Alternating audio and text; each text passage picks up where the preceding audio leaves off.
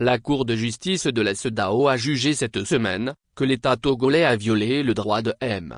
Kessement Noyou, citoyen togolais, à un appel équitable et dans des délais raisonnables, tel que stipulé par l'article 7.1 de la Charte africaine des droits de l'homme et des peuples. Dans son verdict de mardi 12 novembre 2024, la Cour de justice de la CEDEAO a indiqué qu'en 2015, M.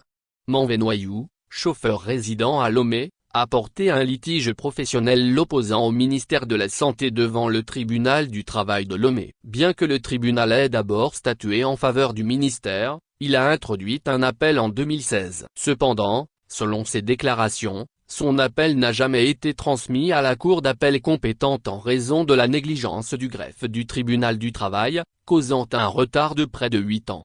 M. Noyou a dénoncé cette situation comme une entrave à son droit à un procès équitable.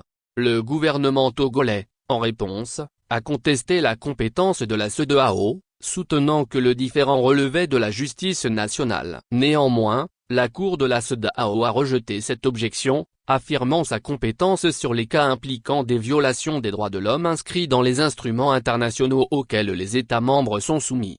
Dans sa décision, le juge rapporteur, l'honorable Edvard Amoako Azante, a précisé que le Togo, signataire de la Charte africaine, doit garantir à tous ses citoyens un accès à la justice équitable. Par conséquent, le manquement à transmettre l'appel M.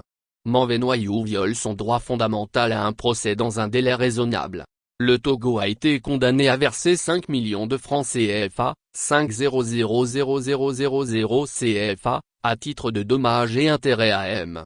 Noyou. De plus, la Cour a ordonné à l'État togolais de prendre des mesures pour accélérer la procédure d'appel de l'affaire devant les juridictions nationales compétentes. Ce jugement a été rendu par un panel de 3 juges, comprenant l'honorable Ricardo C. et la accent aigu Udio Montero Gonçalves, président, l'honorable Beribe Ouattara et l'honorable Edvard Amoako Azante.